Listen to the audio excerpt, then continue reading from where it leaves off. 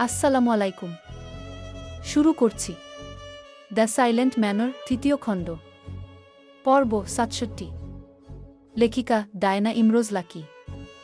আহির ভীষণ কষ্ট পাচ্ছে গৌরীর হাহাকার দেখে, তবে শব্দে তা প্রকাশ করছে না। নীরবে দুফোঁটা চোখের জল পড়েছিল, তাৎক্ষণিক মুছে ফেলে রাফিদ বাবার আদেশ পালন করছে। মসজিদের মুয়াজ্জিনকে খবর দিয়েছে, তিনি আসছেন জানায় সম্পন্ন করতে। কজন লোক বাঁশ কাটা শুরু করেছে। মহিলারা মিলে গৌরীর মায়ের শেষ গোসলের ব্যবস্থা করছে। বাড়ির ভিড় কমতে শুরু করল। আমজাদ চৌধুরী রাফিদকে সব বুঝিয়ে দিয়ে ফিরে গেছেন বাড়িতে। সাথে শালুক, জয়ন্তন তারাও ফিরে গেছেন। মায়ে যায়নি, গৌরীর সাথে বারান্দায় বসে আছে। চোখের সবটুকু জমা জল বিসর্জন দিচ্ছে গৌরী। তার মা এখনও জমিনে। একটু পর তাকে চিরতরে মাটির ঘরে শায়িত করা হবে, আর চাইলেও তাকে একটি নজর দেখা যাবে না। মায়া বেশ কিছুক্ষণ বুঝিয়েছে গৌরীকে, কাজ হচ্ছে না। দুনিয়ার সব ব্যথার সমাপ্তি ঘটলেও প্রিয় মানুষ হারানোর ব্যথা যেন কখনো সমাপ্তি মিলে না। আহির উঠোনে পায়চারি করছে, ঘুরে ঘুরে গৌরীর দিকে দৃষ্টি নিবদ্ধ করছে। তার অসহায় মুখখানি এতটুকু ভালো লাগছে না। কথা বলতে চাইছে তার সাথে। একটু সান্ত্বনা দিতে পারলে নিজের মনকে অন্তত বুঝ দিতে পারত। আহিরকে উদ্বিগ্ন দেখে মীর এগিয়ে গেল তার দিকে। জিজ্ঞেস করল, ও কি ভাবছিস? গৌরীর সাথে কথা বলতে চেয়েছিলাম গু। যা বল উ। আশেপাশে গ্রামের কিছু মুরব্বীরা, তাদের সামনে বলবো। অপেক্ষা কর, আমি ব্যবস্থা করে দিচ্ছি ই বলে মীর মায়া ও গৌরীর দিকে এগিয়ে গেল। মায়াকে আলাদা পাশে ডাকল, বলল, ও আহির গৌরীর সাথে কথা বলবে, তুমি ওকে একটু ঘরের পেছনের পুকুর পাড়ের দিকে নিয়ে যাবে। মায়া প্রথমে কিছুটা আপত্তিকর দৃষ্টিতে ভ্রুকুটি করল, এরপর ভেবে জবাব দিল, ও আচ্ছা গু। মায়া গৌরীকে নিয়ে পুকুর পাড়ের দিকে হাঁটল। আহির ও মীর গেল কিছু পিছু। পুকুর পাড়টি শান্ত স্নিগ্ধ, চারপাশে সবুজ ঘাস, নারকেল গাছ, কদম গাছের ছায়া জলে পড়ে ঢেউ খেলাচ্ছিল। হালকা বাতাসে জলের উপর ছোট ছোট ঢেউ উঠছে। দূরে পাখির ডাকে পরিবেশটাকে আরও মধুর করে তুলছে সকালটা। কিন্তু স্নিগ্ধ সকালটাও যেন বিষিয়ে রাখছে গৌরীর মনকে। রাখারই কথা। গৌরী পুকুরের অপর প্রান্তে দৃষ্টি ফেলে দাঁড়াল। মায়া পেছন থেকে সরে গেল। আহির এসে দাঁড়াল গৌরীর পাশে। গৌরী অজানা কারো উপস্থিতি পেয়ে সাবধান হল। চোখের জল মুছে মাথায় কাপড় টানল। আহির গলা পরিষ্কার করল, খ্যাক খ্যাক করে। গৌরী মানুষটির গলার স্বর চিনতে পারল। ঘুরে আর তাকে দেখার প্রয়োজন বোধ করল না। আহির নিজেই আগ বাড়িয়ে বলল, ও তোমাকে সান্ত্বনা দেওয়ার মতো ভাষা পাচ্ছি না আমি। তোমার জায়গায় আমি থাকলেও হয়তো দিকবিদিক হারিয়ে ফেলতাম। মা হারানোর যন্ত্রণায় শেষ হয়ে যেতাম। দুনিয়াতে মা ব্যতীত আপন কেউ হয় না। তোমারও এখন আপন বলতে কেউ নেই। এতটুকু বলে থামে আহির। চোখ তুলে গৌরীকে দেখল। তার কোনো প্রতিক্রিয়া নেই, চুপচাপ সামনের দৃশ্য দেখছে। মানুষটি উপস্থিত এখানে হলেও মনটা নিশ্চয়ই তার মায়ের কাছে। আহির পুনরায় বলল, আমি তোমাকে ভালোবাসি। হয়তো তোমার মায়ের থেকে বেশি নয়, তবে তার মতো করে তোমাকে আগলে রাখার চেষ্টা করব। তোমাকে যত্নে রাখব। যত ঝড়ঝাপটা আসুক না কেন, তোমাকে কখনো ছেড়ে যাব না। এতটুকু ভরসা করে দেখো আমাকে। গৌরী এবারও নিশ্চুপ। আহির তার গিয়ে কিছুটা এগিয়ে দাঁড়াল। বলল, তুমি এখন পুরোপুরি একা। তবু তোমাকে একা বলতে ইচ্ছে করছে না, কারণ আমি আছি তোমার জন্য। একটু একটু করে তোমার ব্যথাটা দূর করার চেষ্টা করব। তোমাকে মিলন কুনজরে দেখেছিল, তোমার সর্বনাশ করতে চেয়েছিল, পারেনি। শুধু তোমার বুদ্ধিমত্তা আর সাহসের জন্য। এরপর যে আর এরকমটি হবে না তার কোনো নিশ্চয়তা নেই। তোমাকে এই গ্রামে একা ফেলে রেখে যেতে পারব না। যদি যাই তবে শান্তিতে থাকতে পারব না। আমার ধারণা কখনো ভুল হয় না। আমি জানি তুমিও আমাকে ভালোবাসো, তবে বলছো না। যদি আমার ধারণা সঠিক হয়েই থাকে তবে আমার ডাকে সাড়া দিও। আগামীকাল মায়ের বিয়ে, এরপর হয়তো চলে যাব। বিরতি নীল আহির কণ্ঠে স্পষ্ট কান্না। ফের বলল, তোমার সিদ্ধান্ত, এর জন্য অপেক্ষা করব। আহির চলে গেল। গৌরী ঘুরে তাকাল আহিরের দিকে। তার যাওয়ার পানে চেয়ে থাকল কিছুক্ষণ। মায়া দূরেই দাঁড়িয়েছিল। তার কাছে এসে বলল, ভাইয়ার যাওয়ার পানে দেখছিস, তুই ও নিশ্চয়ই তাকে পছন্দ করিস। সে কিন্তু খুবই ভালো মানুষ। অন্তত মীরের মতো বাজে না। একাধিক মেয়ের পেছনে ছোটাছুটি নেই। তোর এখন কেউ নেই, গ্রামে একা থাকাটা ঝুঁকিপূর্ণ হয়ে যাবে। তাকে বলে বিয়ের আয়োজন করি। তার মা বাবা আসুক, তোকে এক দেখাতেই আশাকরি পছন্দ করে ফেলবে। এরপর তার সাথে শহরে চলে যাবি। আর আজকে তুই আমার সাথে যাবি। একা একা থাকলে কেঁদে মরবি। গৌরীর মায়ের জানায়া সম্পন্ন হয়। তার মাকে কবরে শায়িত করা হয়। পুরুষেরা তাদের কাজ শেষ করে যার যার পথে ফিরে যায়। গৌরী দূর থেকে দাঁড়িয়ে মায়ের কবরটি দেখছে। চিরনিদ্রায় আজ তার মা। ডাকলেও আর সাড়া পাবে না তার। দুনিয়ার সব অভাব পূরণ হলেও মায়ের অভাব যেন কোনোদিন পূর্ণ হওয়ার নয়। এই শূন্যতা ধীরে ধীরে শেষ করে এক অসহায় সন্তানকে দেখতে দেখতে পার হয় একটি দিন। গতকাল মায়ের গায়ে হলুদের অনুষ্ঠান হওয়ার কথা ছিল। তখনই খবর আসে গৌরীর মা মারা গেছেন। তিনি দীর্ঘদিন কাজ করেছেন নিজের ঘর ভেবে চৌধুরী বাড়িতে। আমজাদ চৌধুরী উনাকে যথেষ্ট ভালো জানতেন। অসহায় বলে শালুককে দিয়ে বলাতেন উনাদের সাহায্য করতে চান, কিন্তু গৌরী ও তার মা বড্ড আত্মসম্মানবোধ প্রখর মানুষ ছিলেন। অন্যর দেয়া সাহায্য কখনো গ্রহণ করতেন না। আমজাদ তাকে ভেবে এবং গৌরীর মনের অবস্থা ভেবে গতকাল গায়ে হলুদের অনুষ্ঠান বাতিল করে আজ করেছে। ইতিমধ্যে শুরু হয় আয়োজন। মায়া সকাল থেকে বেঘরে ঘুমাচ্ছিল। তার আজ গায়ে হলুদ সে ভুলে গিয়েছিল। গৌরী ও তৃষ্ণা মিলে তার ঘুম ভাঙ্গায়। মায়া ঘুম থেকে চটজলদি উঠে গায়ে হলুদের শাড়ি পরে নীল হলুদ শাড়িতে যেন তাকে হলদেপরীর মতো লাগছে। শেফালি আসে তার ঘরে। জরুরি ভিত্তিতে জানালো তাদের এখুনি গায়ে হলুদের অনুষ্ঠানে উপস্থিত হতে বলেছেন শালুক। বেলা বেজে 11টা। সূর্য সবেই দেখা দিয়েছে। শালুক চান এখুনি গায়ে হলুদের কার্যক্রম সম্পন্ন করতে। শীতের সময় যেন দিন খুব দ্রুত ফুরিয়ে যায়। শেফালি বলে চলে যায়। তৃষ্ণা গৌরী সহ সবাই মিলে মায়েকে নিয়ে উঠোনে উপস্থিত হল। উঠোনের এক পাশে সুন্দর করে সাজানো হয়েছে গায়ে হলুদের জন্য কলাগাছের ছাদনাতলা। মাটিতে রেখেছে পাটা, কলসি ভর্তি জল। কারো হাতে হলুদের বাটি, কারো হাতে রং জল। গায়ে হলুদ শেষে ওরা রং জল দিয়ে একে অন্যের গায়ে দিবে। শর্ত আছে। শর্ত হচ্ছে যাকে রং জল দিতে লক্ষ্য করবে তার পালাতে হবে। রং জল তার শরীরে দিলেই তাকে মোটা অঙ্কের টাকা দিতে হবে। সবাই আনন্দের সাথে অপেক্ষা করছে কখন শুরু হবে গায়ে হলুদ। বাড়ির ছেলেরা উঠোনে ছিল। বাদবাকি অতিথিবৃন্দ সকলে আনন্দ করছে। মায়েকে দেখে সবাই অবাক দৃষ্টিতে তাকিয়ে আছে। বিয়ের সময় বোধহয় বিয়ের কনের সৌন্দর্য দ্বিগুণ বেড়ে যায়। আজ মায়ের বেড়ে গেছে। শালুক হাসলেন মেয়েকে দেখে। জয়ন্তন মায়েকে পা ছুঁয়ে সালাম করতে বলল মাকে। মায়া নুয়ে সালাম করতেই শালুক তাকে ধরে বুকে টেনে নিল।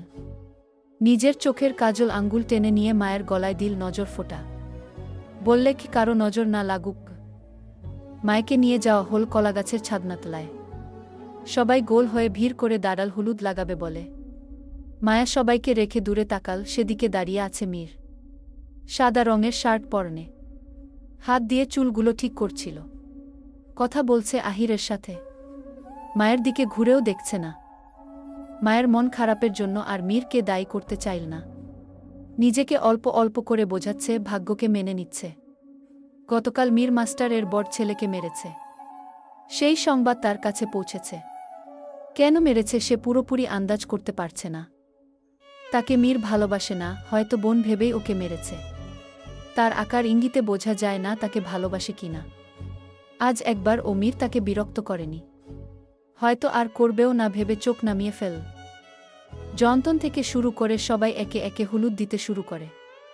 মায়া তখন কৌতূহল নিয়ে জিজ্ঞেস করল, তৃষ্ণাকে বিয়েতে তো ছেলের গায়ে দেয়া হলুদ দেয়া হয় মেয়েকে, এটা কি আদ্রিয়ানের? হুম। কিছুক্ষণ আগেই হলুদ নিয়ে হাজির হয়েছে ছেলেপক্ষ থেকে দুজন। ওই যে চাচার সাথে কথা বলছে কি মায়া আমজাদ এর দিকে ঘুরে তাকাল। একজন মুরব্বী সাথে একজন যুবক বসে আছে। আমজাদ তাদের সাথে কথা বলছেন। তাদের সামনে বেশ কপদের নাস্তার থালা।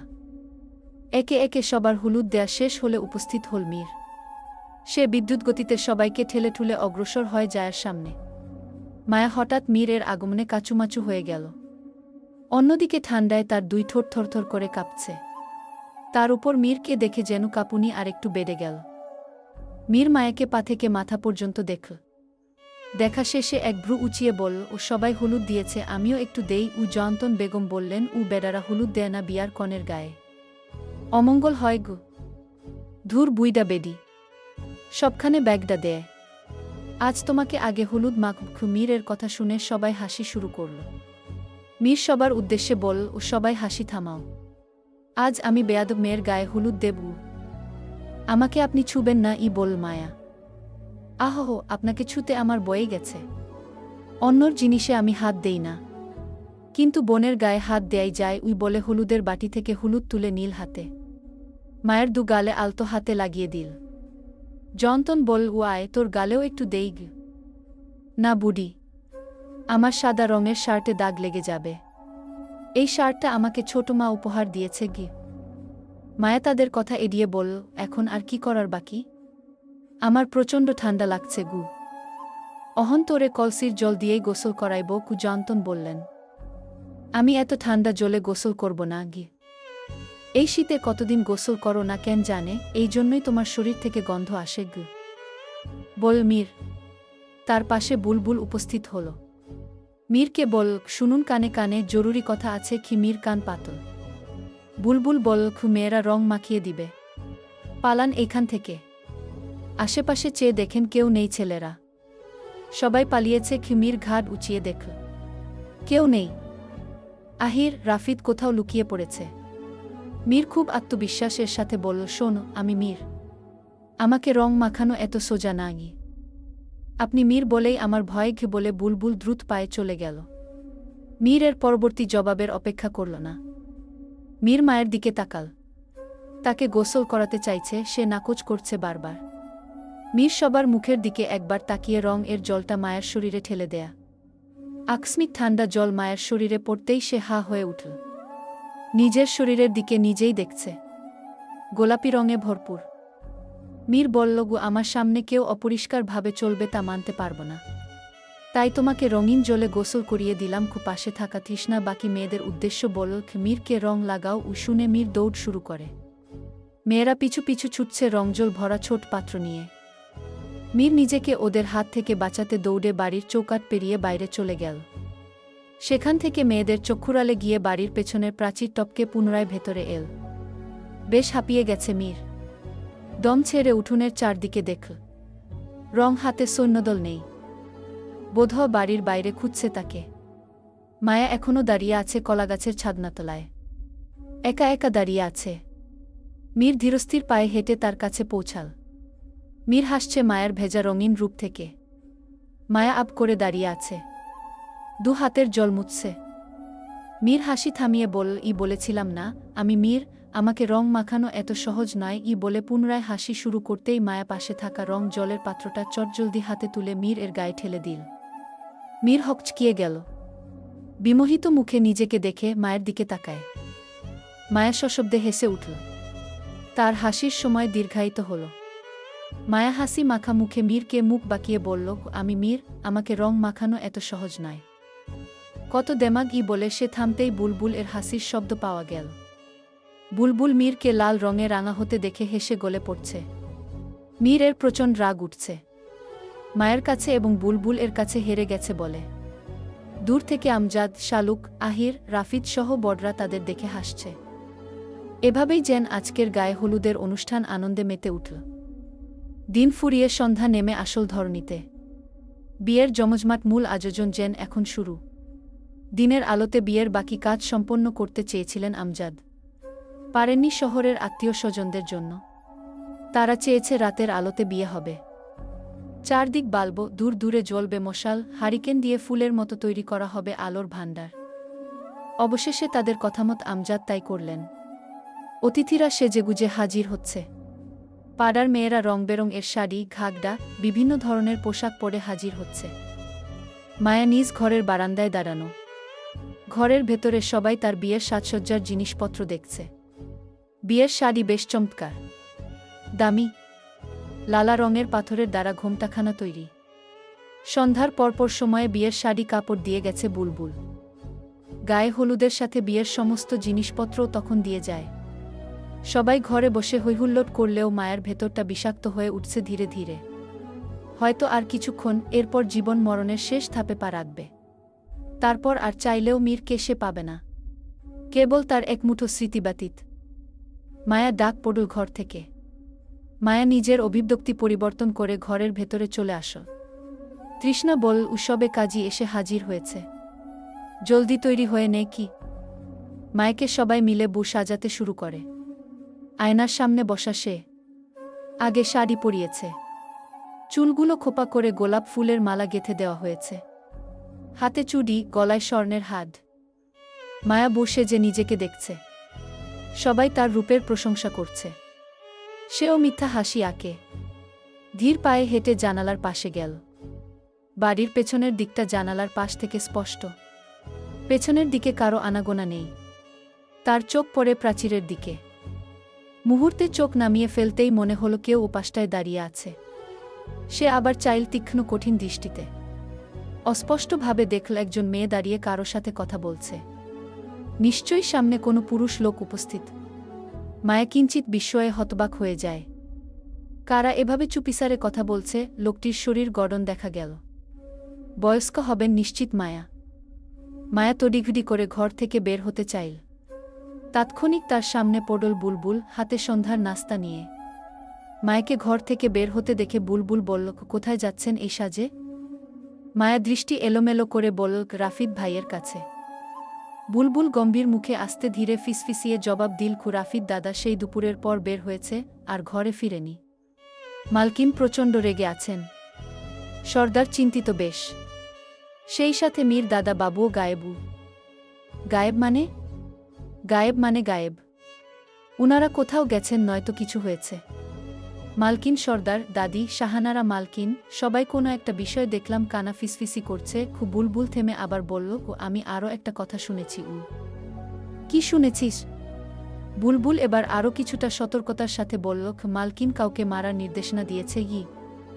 মন্তব্য চাই, গঠনমূলক। পরবর্তী ধামাকা অপেক্ষা করছে।